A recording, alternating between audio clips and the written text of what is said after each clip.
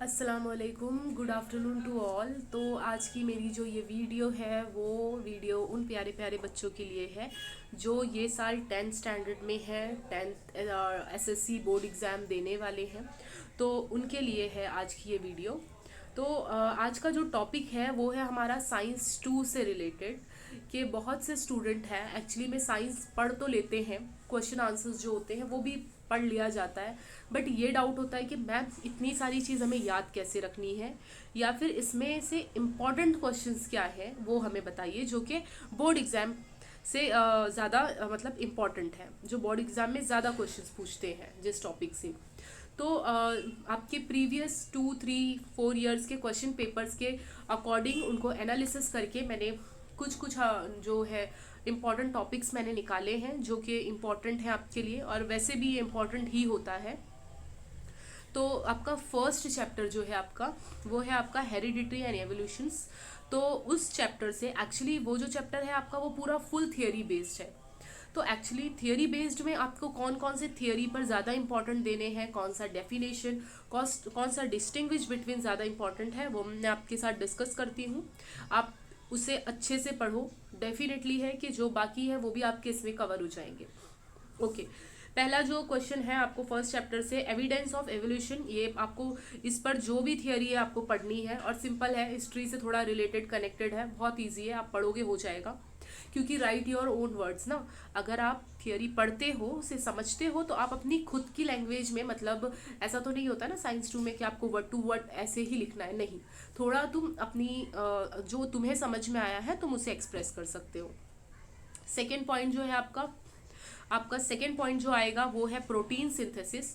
तो protein synthesis में definition जो है ज़्यादा पूछे जाते हैं, डिफाइन 2 मार्क्स के क्वेश्चन जो होते हैं। तो 2 मार्क्स के क्वेश्चन में आपसे पूछ सकता है सेंट्रल डोगमा पर, and transcription, triplet codon, and translation and translocation. तो ये 5 जो है टॉपिक, जो 5 ये छोटे छोटे डिफाइन जो टर्म्स हैं आपको डिफाइन करना होगा। तो 2 2 मार्क्स के लिए ये पूछ लिया जाता है पेपर में। ओके, और जो बहुत ही इंपॉर्टेंट थियोरी होती है जैसे कि डार्विन्स थियोरी और उसके ऑब्जेक्शन, तो बहुत ही सिंपल थियोरी है, आप एक बार पढ़ो उसे, समझो और right your own words. Okay, तो ये आपका चैप्टर 1 में ये सारे आपके इंपॉर्टेंट टॉपिक्स हुए, ये जो मैंने आपको बताया। सेकेंड चैप्टर जो आता है आपका लाइफ प्रोसेस 1। देखिए इस वीडियो में ना मैं सिर्फ 2 चैप्टर्स के important questions, important topics discuss कर रही हूँ। नेक्स्ट वीडियो जो आएगी आगे के 2 चैप्टर्स में लूँगी। और देखो अगर मैं ये चाहती हूँ कि सबके मार्क्स अच्छे आए, तो इसलिए मैंने ज़्यादा टॉपिक्स इसमें लिए हैं कि आपको इतना तो आपको पढ़कर जाना है, क्योंकि अभी आपके पास वक्त है। ऐसा नहीं है कि आपके पास वक्त नहीं है, आपके पास वक्त अभी काफ़ी है। तो आप इन सारे आपने पढ़ा तो होगा, बिकॉज आप सभी ने सेमेस्टर 1 दिया है। तो सेमेस्टर 1 दिया है इसका मतलब बच्चे जो है आधी से ज़्यादा टेक्स्ट बुक वो पढ़ लेते हैं। तो अब आप इन टॉपिक्स पर ज़्यादा फोकस करो, क्योंकि ये एग्जाम्स के बहुत ही मतलब कई बार आए हुए क्वेश्चंस हैं। ओके, तो चैप्टर 2 में आपको पढ़ना है एनर्जी प्रोडक्शन। अब एनर्जी प्रोडक्शन जो आपने 3 साइकिल्स जो उसमें पढ़ी होगी, 3 साइकिल्स, फर्स्ट जो है क्रेब्स साइकिल है, ग्लाइकोलाइसिस है और ईटीसी चेन, और इसमें से भी सबसे ज़्यादा इंपॉर्टेंट आपका ग्लाइकोलाइसिस हो जाता है। और तीनों साइकिल्स की आपकी कितनी एनर्जी मिल रही है, यानी कितने एटीपी बनते हैं, आपको वो याद रखना है। और ओवरऑल तीनों में मिलाकर कितने बनते हैं वो आपको याद रखना है, ये सारी चीज़ें, ठीक है। और ग्लाइकोलाइसिस पर आपको एक ऐसे डायग्राम की तरह दिया है, ठीक है, आई थिंक वो टेक्स्ट बुक में है पेज नंबर पर, और प्लस एक्सरसाइज में भी एक बॉक्स जैसा दिया है जिसमें कुछ कुछ आपको डेटा गिवन रहते हैं और कुछ आपको लिखने पड़ते हैं, तो वो बहुत ही इंपॉर्टेंट है, उसको आप करके जाइएगा। नेक्स्ट एक जो इम्पॉर्टेंट थोड़े क्वेश्चन हो जाते हैं, ये why we feel exhausted after exercising, तो ये इस टाइप का क्वेश्चन आप थोड़ा पढ़ के जाइएगा। Next aerobic and anaerobic respiration, तो इस पर डिस्टिंग्विश बिटवीन पूछ लिया जाता है।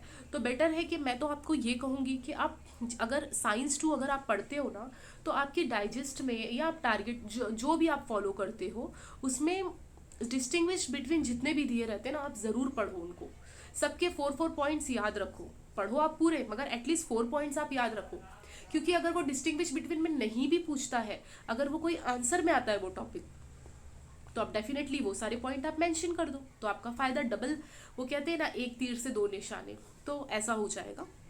तो फ्लो चार्ट आपको तो नेक्स्ट जो है वो आपका आता है फ्लो चार्ट। तो आप एक बात याद रखिएगा कि आपके साइंस टू में की जो टेक्स्ट बुक है उसमें जितने भी आपको फ्लो चार्ट दिखाई देते हैं, अदरवाइज वो आपको लेसन्स में मिले, अदरवाइज वो एक्सरसाइजेस में मिलते हैं, और इवन आप ये 21 जब फॉलो करोगे तो उसमें भी जितने भी फ्लो चार्ट्स हैं वो ऑल आर इम्पॉर्टेंट और बहुत ही ईजी होता है। बिकॉज अगर आप पैटर्न देखोगे, अभी ये 3 साल का जो ये पैटर्न स्टार्ट हुआ है बोर्ड एग्जाम का, उसमें एक्टिविटी बेस्ड क्वेश्चन ज़्यादा पूछे जा रहे हैं। इवन मैथ्स एंड साइंस दोनों में यही पैटर्न वो लोग फॉलो कर रहे हैं कि एक्टिविटी बेस्ड क्वेश्चन वो ज़्यादा पूछ रहे हैं।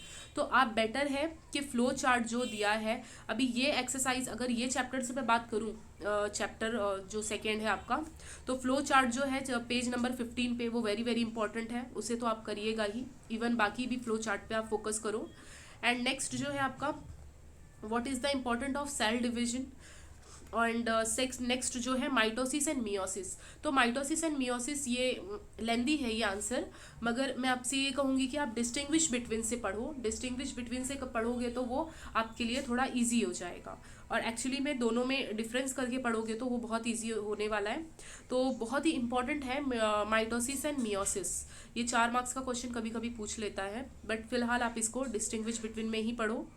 एंड वाइटामिन्स, तो ये सारे टॉपिक इंपॉर्टेंट थे आपके चैप्टर 2 एंड चैप्टर 1 से रिलेटेड।